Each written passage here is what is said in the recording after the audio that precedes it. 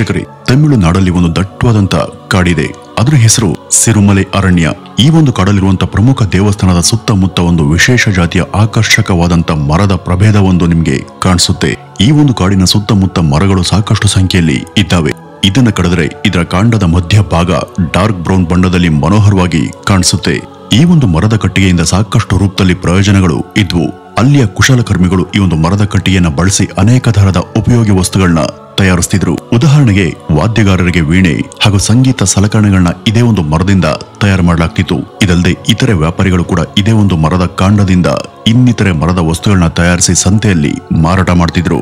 ಇದಲ್ಲದೆ ರೈತರು ಹಾಗೂ ಜಮೀನ್ದಾರರು ಇದೇ ಒಂದು ಮರದ ಕಟ್ಟಿಗೆಯಲ್ಲಿ ತಮ್ಮ ಹಲವು ಕೃಷಿಗೆ ಸಂಬಂಧಪಟ್ಟಂತ ಉಪಕರಣಗಳನ್ನ ತಯಾರಿಸ್ತಿದ್ರು. ಚದುರಂಗದ ಆಟದಲ್ಲಿ ಬಳಕೆಯಾಗುವಂತ ಕಪ್ಪು ಬಣ್ಣದ ಕಾಯಿಗಳನ್ನು ಕೂಡ ಇದರಿಂದನೇ ತಯಾರು ಮಾಡಲಾಗ್ತಿತ್ತು. ವೀಕ್ಷಕರೇ, ಈಗ ನಾವು ಸ್ವಲ್ಪ ಹಿಂದಕ್ಕೆ ಹೋಗುವುದಾದರೆ ಸಾವಿರಾರು ವರ್ಷಗಳ ಹಿಂದೆ ಈಜಿಪ್ಟಿನ ಪಿರಮಿಡ್ಗಳಲ್ಲಿ ಅಲ್ಲಿಯ ರಾಜ ಪರಿವಾರಕ್ಕೆ ಸಂಬಂಧಪಟ್ಟಂತೆ ಯಾರೇ ನಿಧನರಾದ್ರೂ ಕೂಡ ಅವರ ದೇಹವನ್ನ ಮಮ್ಮಿಫಿಕೇಶನ್ ಪ್ರಕ್ರಿಯೆ ಮೂಲಕ ಸಂರಕ್ಷಣೆ ಮಾಡಿ ಮರದಿಂದ ತಯಾರಿಸಿದಂತ ಪೆಟ್ಟಿಗೆಯಲ್ಲಿ ಜೋಪಾನವಾಗಿ ಇಡಲಾಗ್ತಿತ್ತು. ವಿಶೇಷ ಏನಂದ್ರೆ ಈ ಒಂದು ಪೆಟ್ಟಿಗೆಗಳನ್ನು ಕೂಡ ತಮಿಳುನಾಡಿನ ಈ ಒಂದು ಮರದ ಕಟ್ಟಿಗೆಯಿಂದನೇ ತಯಾರು ಮಾಡ್ತಿದ್ರು. ಸರಳವಾಗಿ ಹೇಳುವುದಾದ್ರೆ ಈ ಒಂದು ಮರದ ಕಟ್ಟಿಗೆ ಏಷ್ಯಾ ಹಾಗೂ ಆಫ್ರಿಕಾ ಖಂಡಗಳ ಸಾಕಷ್ಟು ದೇಶಗಳಿಗೆ ರಫ್ತಾಗ್ತಿತ್ತು ಮತ್ತು ಅಲ್ಲೆಲ್ಲ ಅನೇಕ ಚಟುವಟಿಕೆಗಳಿಗೆ ಧಾರಾಳವಾಗಿ ಇದು ಬಳಕೆ ಆಗ್ತಿತ್ತು. ದಿಂಡುಗಲ್ ಸಮೀಪ ಇರುವಂತ ಈ ಒಂದು ಮರದ ಕಟ್ಟಿಗೆಯಿಂದ ಈ ಹಿಂದೆ ಅಲ್ಲೆಲ್ಲ ವಾಸ ಇದ್ದಂತ ಪ್ರಾಚೀನ ಕಾಡು ಜನ ಮತ್ತು ಟ್ರೈಬಲ್ ಜನರು ಕೂಡ ನಾನಾ ಕೆಲಸ ಕಾರ್ಯಗಳಿಗೆ ಇದನ್ನ ಬಳಸಿ ವಿವಿಧ ವಸ್ತುಗಳನ್ನ ತಯಾರು ಮಾಡಿ ಬಳಕೆ ಮಾಡ್ತಿದ್ರು. ಇಂಥ ಕಾಡಿನ ಮಧ್ಯೆ ಇರುವಂತ ದೇವಸ್ಥಾನವೇ ಪಾತಾಳ ಸೆಂಬು ಮುರುಗನ್ ದೇವಾಲಯ. ಇಲ್ಲಿರುವಂತಹ ಸುಬ್ರಹ್ಮಣ್ಯ ಸ್ವಾಮಿಯ ಈ ದೇವಸ್ಥಾನ ತಮಿಳುನಾಡಿನಲ್ಲಿ ಅತ್ಯಂತ ಪ್ರಸಿದ್ಧ ದೇವಾಲಯ. ಬಹುತೇಕ ತಮಿಳು ಭಾಷಿಕರ ಪ್ರಮುಖ ಆರಾಧ್ಯ ದೈವ ಸುಬ್ರಹ್ಮಣ್ಯ ಸ್ವಾಮಿ. ಈ ಜನ ಸುಬ್ರಹ್ಮಣ್ಯ ಸ್ವಾಮಿಯನ್ನ ಸಾಮಾನ್ಯವಾಗಿ ತಮ್ಮ ಭಾಷೆಯಲ್ಲಿ ಮುರುಗನ್ ಅಂತ ಕರೀತಾರೆ. ವೀಕ್ಷಕರೇ, ಭಾರತದಲ್ಲಿ ಹಾಗೂ ವಿಶ್ವದಲ್ಲಿ ಎಲ್ಲೇ ಆಗ್ಲಿ ಸುಬ್ರಹ್ಮಣ್ಯ ಸ್ವಾಮಿಯ ದೇವಸ್ಥಾನ ಇದ್ರೆ ಆ ಸ್ವಾಮಿ ವಿಗ್ರಹವನ್ನ ಎತ್ತರದಲ್ಲಿ ಕಡಿದು ನಿಲ್ಲಿಸ್ತಾರೆ. ಆದ್ರೆ ಈ ಒಂದು ಕಾಡಲ್ಲಿರುವಂತ ಈ ಸ್ವಾಮಿಯ ದೇವಸ್ಥಾನದಲ್ಲಿ ಸುಬ್ರಹ್ಮಣ್ಯ ಸ್ವಾಮಿ ವಿಗ್ರಹ ಎತ್ತರದಲ್ಲಿ ಇಲ್ಲ, ಬದಲಿಗೆ ಅದು ಪಾತಾಳದಲ್ಲಿದೆ. ಹಾಗಾಗಿನೇ ಈ ಒಂದು ದೇವಸ್ಥಾನಕ್ಕೆ ಪಾತಾಳ ಸೆಂಬು ಮುರುಗನ್ ದೇವಾಲಯ ಎಂಬ ಹೆಸರು ರೂಢಿಗೆ ಬಂತು. ಸೆಂಬು ಅಂದ್ರೆ ತಮಿಳಿನಲ್ಲಿ ತಾಮ್ರ ಅಂತ ಅರ್ಥ. ಇಲ್ಲಿರುವಂತ ಸುಬ್ರಹ್ಮಣ್ಯ ಸ್ವಾಮಿ ವಿಗ್ರಹವನ್ನ ತಾಮ್ರದ ಲೋಹದಿಂದ ತಯಾರು ಮಾಡಲಾಗಿದೆ. ಈ ಒಂದು ವಿಗ್ರಹವನ್ನ ತಾಮ್ರದ ಲೋಹದಿಂದಲೇ ಯಾಕೆ ತಯಾರು ಮಾಡಿದ್ರು ಅನ್ನೋದಕ್ಕೆ ಒಂದು ಆಸಕ್ತಿಕರ ಹಿನ್ನೆಲೆ ಕೂಡ ಇದೆ.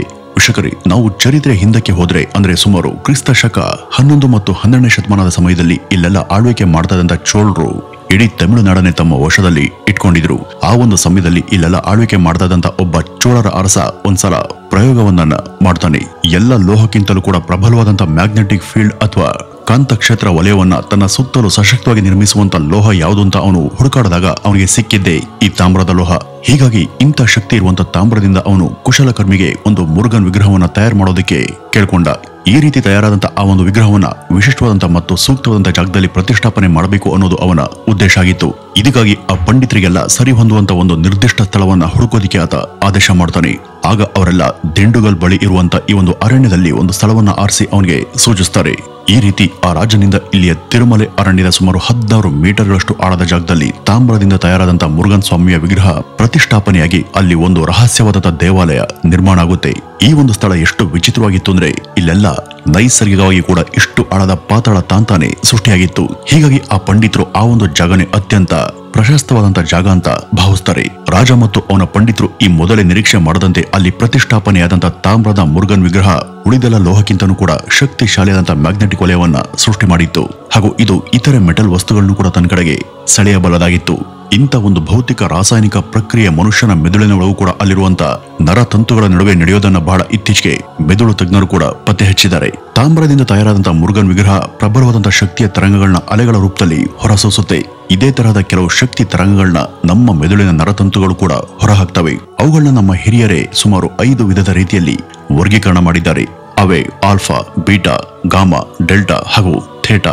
ಇವೆಲ್ಲ ಯಾವ ರೀತಿ ಕೆಲಸ ಮಾಡ್ತವೆ ಹಾಗೂ ಯಾವ ಯಾವ ಸಮಯದಲ್ಲಿ ಇವು ಜಾಗೃತವಾಗ್ತವೆ ಅಂತ ನೋಡುವುದಾದ್ರೆ, ಉದಾಹರಣೆಗೆ ನಾವು ರಾತ್ರಿ ವೇಳೆ ಅಥವಾ ಬೇರೆ ಯಾವುದಾದ್ರೂ ಸಮಯದಲ್ಲಿ ಗಾಢವಾದಂತ ನಿದ್ರೆಯಲ್ಲಿದ್ರೆ ಆಗ ನಮ್ಮ ದೇಹ ಅಥವಾ ನಮ್ಮ ದೇಹದ ಹೊರಗಡೆ ಕಾಣುವಂತ ಯಾವುದೇ ಅಂಗಗಳು ಯಾವ ಕೆಲಸವನ್ನ ಮಾಡದೆ ವಿಶ್ರಾಂತಿಯಲ್ಲಿ ಇರ್ತವೆ. ಇಂಥ ಸಮಯದಲ್ಲಿ ನಮ್ಮ ಮೆದುಳು ಎಚ್ಚರವಾಗಿದ್ದು ಅದರಿಂದ ಡೆಲ್ಟಾ ತರಂಗಗಳು ನಿರಂತರವಾಗಿ ರಿಲೀಸ್ ಆಗ್ತಾನೆ ಇರ್ತವೆ. ಇವುಗಳನ್ನ ವೈಜ್ಞಾನಿಕವಾಗಿ ಹರ್ಟ್ಸ್ ಅನ್ನುವಂತ ಮಾನದಂಡದ ಮೂಲಕ ಅಳೆಯಲಾಗುತ್ತೆ. ಈ ಡೆಲ್ಟಾದ ಪ್ರಮಾಣ 1-3 ರೇಷದಲ್ಲಿ ಇರುತ್ತೆ ಹಾಗೂ ನಾವು ಪ್ರಶಾಂತವಾದಂತಹ ಸಂತೃಪ್ತ ಭಾವದಲ್ಲಿ ಇದ್ರೆ ಆಗ ಅದು 3-4 ರೇಷದಲ್ಲಿ ಇರುತ್ತೆ. ಇದು ಥೇಟಾದ ಹಂತ. ಇನ್ನು ಇದನ್ನ ದಾಟಿ ನಾವು ನಮ್ಮದೇ ಆದಂತ ಕೆಲಸಗಳಲ್ಲಿ ನಿರತರಾಗಿದ್ರೆ ಆಗಿನ ಹಾರ್ಟ್ ವೇವ್ಗಳು 12-18 ರೇಷೋದಲ್ಲಿ ಇರ್ತವೆ. ಇದೇ ಆಲ್ಫಾದ ಹಂತ. ಮತ್ತೆ ನಾವು ಯಾವ್ದಾದ್ರು ವಿಷಯದ ಬಗ್ಗೆ ಅಥವಾ ಸಮಸ್ಯೆ ಬಗ್ಗೆ ಗಂಭೀರವಾಗಿ ಆಲೋಚನೆ ಮಾಡ್ತಾ ಇದ್ರೆ ನಮ್ಮಿಂದ ಹೊರಸೂಸಲ್ಪಡುವಂತ ತರಂಗಗಳು 13-38 ಪ್ರಮಾಣದಲ್ಲಿ ಇರ್ತವೆ. ಇದು ಬೀಟಾದ ಹಂತ. ನಾವು ಯಾವುದೋ ಚಿಂತೆಯಲ್ಲಿ ಮುಳುಗಿ ಮನಸ್ಸಿಗೆ ಅತಿಯಾದಂತ ಸ್ಟ್ರೆಸ್ ಅನ್ನ ಮಾಡ್ಕೊಂಡಾಗ ಆಗ ನಮ್ಮಿಂದ ರಿಲೀಸ್ ಆಗುವಂತ ತರಂಗಗಳು ಇನ್ನಷ್ಟು ಅಧಿಕ ಪ್ರಮಾಣದಲ್ಲಿ ಇರ್ತವೆ. ಇದನ್ನ ಗಾಮಾದ ತರಂಗಗಳು ಅಂತ ಕರೆಯಲಾಗುತ್ತೆ. ಈ ರೀತಿ ನಾವು ಹುಟ್ಟದಾಗಿಂದ ನಮ್ಮ ಮರಣದವರೆಗೂ ಈ 5 ತರಹದ ತರಂಗಗಳಲ್ಲಿ ಜೀವಿಸ್ತಾ ಇವುಗಳಿಗೆಲ್ಲ ಸ್ಪಂದಿಸ್ತಿರ್ತೀವಿ. ನಮ್ಮ ಮೆದುಳಿನಿಂದ ರಿಲೀಸ್ ಆಗುವಂತ ತರಂಗಗಳ ಪ್ರಮಾಣ ಅಥವಾ ಅವುಗಳ ವೇಗ 1-3ರಷ್ಟಿರುವಂತ ಡೆಲ್ಟಾದ ಹಂತಕ್ಕಿಂತನೂ ಕಡಿಮೆ ಇದ್ರೆ ನಾವು ಯಾವುದೇ ಯೋಚನೆ ಮಾಡದೆ ಕೋಮಾದಲ್ಲಿ ಇದ್ದವ್ರ ಹಾಗೆ ಇರ್ತೀವಿ. ಒಂದ್ ಪಕ್ಷ ಅದು ಗಾಮದ ಹಂತಕ್ಕಿಂತನೂ ಕೂಡ ಹೆಚ್ಚಾದರೆ ನಾವು ಅತಿರೇಕಕ್ಕೆ ಒಳಗಾಗಿ ಹುಚ್ಚರಂತೆ ಆಗ್ತೀವಿ. ಈ ರೀತಿ 5 ಪ್ರಮಾಣದ ಅಥವಾ 5 ತರಹದ ತರಂಗಗಳು ನಮ್ಮನ್ನ ನಮ್ಮ ಜೀವನದ ಉದ್ದಕ್ಕೂ ನಿಯಂತ್ರಿಸಿಕೊಂಡೇ ಬರ್ತವೆ. ಇವುಗಳಲ್ಲಿ ನಾವು ಸಾಮಾನ್ಯವಾಗಿ ತೇಟದ ಹಂತದಲ್ಲಿ ಹೆಚ್ಚಾಗಿ ಜೀವಿಸ್ತೀವಿ. ನಮ್ಮ ಪ್ರತಿ ಆಲೋಚನೆ, ನಿರ್ಧಾರ, ನಡವಳಿಕೆ, ಮಾತು, ವರ್ತನೆ ಇವೆಲ್ಲ ತೇಟದ ಹಂತದಲ್ಲಿದ್ರೆ ಅಥವಾ ಅದರ ಅಧೀನಕ್ಕೆ ಒಳಪಟ್ಟಿದ್ರೆ ನಾವು ನಾರ್ಮಲ್ ಆಗಿದ್ದೀವಿ ಅಂತಾನೆ ಅರ್ಥ. ಆಗ ನಮ್ಮ ಮನಸ್ಸು ಕೂಡ ಪ್ರಶಾಂತ ಸ್ಥಿತಿಯಲ್ಲಿದ್ದು ಅದು ನಮ್ಮ ಕಂಟ್ರೋಲ್ನಲ್ಲಿಯೇ ಇರುತ್ತೆ. ಇಂಥ ಸ್ಥಿತಿಯಲ್ಲಿ ನಮ್ಮ ಸುಪ್ತ ಮನಸ್ಥಿತಿ ಅಥವಾ ನಮ್ಮೊಳಗಿರುವಂತಹ ಸಬ್ ಕಾನ್ಶಿಯಸ್ ಪವರ್ ಸದಾ ಜಾಗೃತವಾಗಿದ್ದು ಅದರ ಸಹಾಯದಿಂದ ನಾವು ಏನ್ ಬೇಕಾದರೂ ಸಾಧಿಸಿ ಗೆಲ್ಲಬಹುದು. ಇಂಥ ಸೂಕ್ತ ಮನಸ್ಥಿತಿಯಲ್ಲಿ ನಮ್ಮ ಮನೋಸ್ಥಿತಿ ಹಾಗೂ ಆಲೋಚನಾ ಸ್ಥಿತಿಗಳು ಅತ್ಯಂತ ಪರಿಶುದ್ಧವಾಗಿರ್ತವೆ. ಅಲ್ಲಿ ಯಾವುದೇ ಸ್ವಾರ್ಥ ಭಾವನೆಗಳಾಗಲಿ ಕಪಟತೆಗಳಿಗಾಗಲಿ ಅವಕಾಶ ಇರಲ್ಲ. ಈ ಒಂದು ಸ್ಥಿತಿಯಲ್ಲಿ ನಾವು ಯಾವುದನ್ನೇ ಬೆಡ್ಕೊಂಡ್ರು ಅದು ನಾವು ನಂಬಿದಂತ ಶಕ್ತಿಗೆ ತಲುಪಿ ಅದು ಬೇಗನೆ ಈಡೇರುತ್ತೆ ಅನ್ನುವಂಥ ನಂಬಿಕೆ ಅನಾದಿ ಕಾಲದಿಂದನೂ ಕೂಡ ಇದೆ. ಇಂಥ ಪರಿಶುದ್ಧವಾದಂತ ಮನಸ್ಥಿತಿಯನ್ನು ನಾವು ನಂಬುವಂತ ದೇವರು ಅಂತ ಭಾವಿಸೋಣ. ಆ ದೈವ ಶಕ್ತಿಯ ಬಳಿ ನಾವು ಯಾವುದೇ ಕಲ್ಮಶವಿಲ್ಲದೆ ನಮ್ಗೆ ನಾವು ವಂಚಿಸಿಕೊಳ್ಳದೆ ಪ್ರಾರ್ಥನೆ ಮಾಡಿದ್ದಲ್ಲಿ ನಾವು ಏನನ್ನ ಕೋರಿಕೊಳ್ತಿದೀವೋ ಅದು ನಮ್ಗೆ ಬಹುಬೇಗ ದಕ್ಕುತ್ತೆ ಎಂಬುದು ಹಿರಿಯರಲ್ಲಿ ಇದ್ದಂತ ನಂಬಿಕೆ. ಇದನ್ನೇ ನಮ್ಮ ಶಾಸ್ತ್ರ ಪುರಾಣಗಳಲ್ಲಿ ಯದ್ಭವಂ ತದ್ಭವತಿ ಅಂತ ಹೇಳೋದು. ಅಂದ್ರೆ ಈ ಒಂದು ಸಾಲಿನ ಅರ್ಥ ಮನುಷ್ಯನ ಭಾವನೆಗಳು ಹಾಗೂ ಯೋಚನೆಗಳು ಅವನ ಜೀವನದಲ್ಲಿ ಹೇಗಿರ್ತವೋ ಅದೇ ರೀತಿ ತನ್ನ ಬದುಕನ್ನು ರೂಪಿಸಿಕೊಳ್ಳೋದಕ್ಕೆ ತೊಡಗುತ್ತಾನೆ ಎಂಬುದು ಈ ಒಂದು ಸಾಲುಗಳ ಭಾವಾರ್ಥ. ಇದೆಲ್ಲ ಆಧ್ಯಾತ್ಮಿಕ ವಿಷಯಗಳ ಚರ್ಚೆಗೆ ಸಂಬಂಧಪಟ್ಟಿದ್ದು. ಈಗ ನಾವು ಆ ಮುರುಘನ್ ಸ್ವಾಮಿ ದೇವಾಲಯದ ವೈಶಿಷ್ಟ್ಯ ಬಗ್ಗೆ ಮಾತನಾಡೋಣ. ನಾವು ಈ ಮೊದಲೇ ಹೇಳದಂತೆ ಈ ದೇವಸ್ಥಾನ ಇರುವಂತ ಕಾಡಿನ ಸುತ್ತಲೂ ಕೂಡ ದಟ್ಟವಾಗಿ ಕಾಣಿಸಿರುವಂತ ಆ ಮರದ ಹೆಸರು ಕರುಂಗಲಿ ಮರ. ಈ ಮರದ ಕಟ್ಟಿಗೆಯನ್ನ ಹಲವು ಪ್ರಯೋಜನಕ್ಕೆ ಬರುವಂತ ವಸ್ತುಗಳ ತಯಾರಿಕೆಗೆ ಬಳಕೆ ಮಾಡಲಾಗುತ್ತೆ. ಅವುಗಳಲ್ಲಿ ಇದರ ತೊಗಟೆ ಹಾಗೂ ಕಟ್ಟಿಗೆಗಳಿಂದ ಮಾಡುವಂತ ಜಪಮಣಿಯೂ ಕೂಡ ಒಂದು. ಇದನ್ನ ಕರಿ ಬಣ್ಣದ ಕರುಂಗುಲಿ ಮಾಲೆ ಅಂತ ಅಲ್ಲಿನ ಜನ ಕರೀತಾರೆ. ಇದನ್ನ ತಯಾರು ಮಾಡಿ ಇಲ್ಲಿಯ ಮುರುಘನ್ ಸ್ವಾಮಿಯ ವಿಗ್ರಹಕ್ಕೆ ಧರಿಸಿ ಸುಮಾರು 40 ದಿನಗಳ ಕಾಲ ಶ್ರದ್ಧಾ ಭಕ್ತಿಯಿಂದ ಅಂದ್ರೆ ಒಂದು ಇಡೀ ಮಂಡಲದ ಸಮಯದವರೆಗೂ ಆ ಜಪಮಾಲೆಯನ್ನ ಸ್ವಾಮಿಗೆ ಧರಿಸಿ ಪೂಜೆ ಮಾಡಿಸಿ ಆನಂತರ ಅದನ್ನ ತೆಗೆದು ಬರುವಂತ ಭಕ್ತಾದಿಗಳಿಗೆ ಕೊಡಲಾಗುತ್ತೆ. ಈ ಒಂದು ಕರುಂಗುಲಿ ಮಾಲೆಯನ್ನ ಪಡೆಯುವಂತ ಸಲುವಾಗಿನೇ ಆ ಸ್ವಾಮಿಯ ದರ್ಶನಕ್ಕೆ ಜನ ನಿತ್ಯ ಬರ್ತಾರೆ. ಇದರಿಂದ ಆಗುವಂತ ಕೆಲವು ಅಗೋಚರವಾದಂತಹ ಪ್ರಯೋಜನಗಳು ಅಥವಾ ಪವಾಡಗಳ ಬಗ್ಗೆ ನಾವಿಲ್ಲಿ ಹೇಳಲೇಬೇಕು. ಈ ಕರುಂಗಲಿ ಮಾಲೆ ನಮ್ಮ ಮೆದುಳಿನಿಂದ ಹೊರ ಹೋಗುವಂತ ಎಲ್ಲಾ ತರಹದ ತರಂಗಗಳನ್ನ ಒಂದೇ ಪ್ರಮಾಣದಲ್ಲಿ ಇರಿಸೋದಿಕ್ಕೆ ಸಹಾಯ ಮಾಡುತ್ತೆ ಅಂತ ನಂಬಲಾಗಿದೆ. ಅಂದ್ರೆ ಇದನ್ನು ನಾವು ಧರಿಸಿದಾಗ ಅಥವಾ ಈ ಜಪ ಮಾಲೆ ನಾವಿರುವಂತ ಜಾಗದಲ್ಲಿದ್ದಾಗ ನಮ್ಮ ಮೆದುಳಿನಲ್ಲಿ ರಿಲೀಸ್ ಆಗುವಂತ ತರಂಗಗಳ ಹರ್ಟ್ಸ್ನ ವೇಗೋತ್ಕರ್ಷ ಯಾವ ಪ್ರಮಾಣದಲ್ಲಿ ಮತ್ತು ಯಾವ ಹಂತದಲ್ಲಿ ಇರುತ್ತೆ ಅನ್ನೋದು ಮುಖ್ಯ ಅಲ್ಲ. ಅದು ಯಾವುದೇ ಹಂತದಲ್ಲಿದ್ರೂ ಕೂಡ ಅದರ ಸ್ಥಿರತೆಯನ್ನು ಕಾಯ್ದುಕೊಳ್ಳೋದಕ್ಕೆ ಈ ಜಪಮಣಿ ಒಂದ್ ರೀತಿ ಪ್ರಭಾವವನ್ನು ಬೀರುತ್ತೆ ಎಂಬ ನಂಬಿಕೆ ಇದೆ. ಇದ್ರ ಜೊತೆ ನಾವು ಮಾಡ್ಬೇಕು ಅನ್ಕೊಂಡಂತ ಕೆಲಸ ಮತ್ತು ಅದಕ್ಕೆ ಸಂಬಂಧಪಟ್ಟಂತ ವಿಷಯಗಳನ್ನ ಮೊದಲು ನಮ್ಮ ಮನಸ್ಸೊಳಗೆ ತುಂಬಿಕೊಳ್ಬೇಕು. ಇಂಥ ಜಾಗೃತ ಮನಸ್ಥಿತಿಯೊಂದಿಗೆ ಅಲ್ಲಿ ಸಿಗುವ ಮತ್ತೆ ಪೂಜಿಸಲ್ಪಟ್ಟಂತ ಕರುಂಗಲಿ ಜಪಮಾಲೆಯನ್ನ ಭಕ್ತಿ ಭಾವದಿಂದ ಸ್ವೀಕರಿಸಿ ನಾವು ಧರಿಸಿಕೊಳ್ಳೋದು ಸೂಕ್ತವಾದಂತ ವಿಧಾನ. ಇಲ್ಲಿ ಯಾವುದೋ ಅಗೋಚರ ಶಕ್ತಿ ಅಥವಾ ಪವಾಡ ಅನ್ನೋದು ನಾವು ಧರಿಸುವಂತ ಈ ಜಪ ಮಾಲೆಯಲ್ಲಿ ಇರೋದಿಲ್ಲ. ಇದೆಲ್ಲವೂ ಕೂಡ ನಮ್ಮ ಮನಸ್ಸಿನ ಫ್ರೀಕ್ವೆನ್ಸಿ ಹಾಗೂ ಅದರ ನರತಂತುಗಳ ಕಾರ್ಯ ಚಟುವಟಿಕೆ ಸಂಬಂಧಪಟ್ಟಂತ ವಿಷಯಗಳು. ಹೀಗಾಗಿ ಇಲ್ಲಿ ಯಾವುದೇ ಸಾಧ್ಯ ಆಗಬೇಕು ಅಂದ್ರೆ ಮೊದಲು ನಮ್ಮ ಮನಸ್ಥಿತಿ ಬದಲಾಗಬೇಕು. ಆ ಬಳಿಕ ಪ್ರತಿಯೊಂದು ಕೂಡ ಬದಲಾಗುತ್ತೆ. ಇದರ ಮಹತ್ವವನ್ನು ಅರಿತುಕೊಂಡೇ ನಮ್ಮ ಪೂರ್ವಜರು ಇಂಥ ಒಂದು ವಿಶೇಷ ಶಕ್ತಿ ಇರುವಂತ ಜಾಗದಲ್ಲಿಯೇ ಆಯಾ ದೈವಗಳ ವಿಗ್ರಹಗಳನ್ನ ಮತ್ತು ಗುಂಡಿಗಳನ್ನ ನಿರ್ಮಾಣ ಮಾಡಿರೋದು. ಆದ್ರೆ ಇವತ್ತಿನ ಈ ಒಂದು ಆಧುನಿಕ ಜಗತ್ತಲ್ಲಿ ತಂತ್ರಜ್ಞಾನ ಹಾಗೂ ವೈಜ್ಞಾನಿಕತೆ ಮುಂದುವರೆದಂತೆ ಪ್ರತಿಯೊಂದು ಕೂಡ ನಮ್ಮ ಮನೆ ಬಾಗಿಲಿಗೆ ತಲುಪುವಂತಾಗಿದೆ. ಉದಾಹರಣೆಗೆ ಈಗ ಚಾಲ್ತಿಯಲ್ಲಿರುವಂತಹ ಸಾಕಷ್ಟು ಫುಡ್ ಡೆಲಿವರಿ ಆಪ್ಗಳಲ್ಲಿ ನಮ್ಗೆ ಬೇಕಾದ ಆಹಾರವನ್ನ ನಾವಿಲ್ಲಿ ತರಿಸ್ಕೊಳ್ಬಹುದು. ಅದರಂತೆ ಜನ ಈ ಶಕ್ತಿಶಾಲಿ ಕರುಂಗೋಲಿ ಮಾಲೆಯನ್ನು ಕೂಡ ಆನ್ಲೈನ್ ಮೂಲಕ ಆರ್ಡರ್ ಮಾಡಿಸ್ಕೊಂಡು ತರಿಸ್ಕೊಳ್ತಿದ್ದಾರೆ.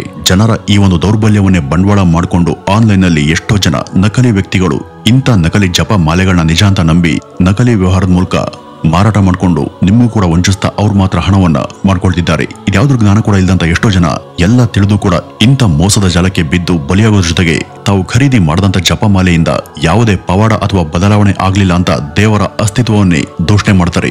ಇಲ್ಲಿ ನಮ್ಮ ತಪ್ಪೇನು ಅನ್ನೋದನ್ನ ಲೆಕ್ಕ ಹಾಕದಂತ ಜನ ₹100 ಖರ್ಚನ್ನ ಮಾಡಿ ದೇವರ ಕೃಪೆಯನ್ನ ಆನ್ಲೈನ್ ನ ಮೂಲಕ ಆರ್ಡರ್ ಮಾಡೋದಕ್ಕೆ ಮುಂದಾಗಿ ಅದು ಕೆಲಸ ಮಾಡದಿದ್ದಾಗ ದೇವರೇ ಇಲ್ಲ, ಇದೆಲ್ಲ ಸುಳ್ಳು, ನಾವು ದೇವರನ್ನು ನಂಬೋದಿಲ್ಲ, ನಾವೆಲ್ಲ ನಾಸ್ತಿಕರು ಅನ್ನುವ ಮಟ್ಟಿಗೆ ನಮ್ಮೆಲ್ಲರ ದೈವ ಭಕ್ತಿ ಕುಸ್ತಿರೋದು ಇವತ್ತಿನ ಕಾಲದ ದುರಂತ ಬೆಳವಣಿಗೆಯಾಗಿದೆ. ವೀಕ್ಷಕರೇ, ನಮ್ಮ ಹಿರಿಯರು ಇದೇ ಕಾರಣಕ್ಕೆ ಪ್ರತಿಯೊಂದು ಮಹತ್ವದ ವಿಷಯಗಳಿಗೆ ಅವುಗಳದೇ ಆದಂತ ಧಾರ್ಮಿಕ ವಿಧಿವಿಧಾನ ಅಂತ ಮಾಡಿದ್ದಾರೆ.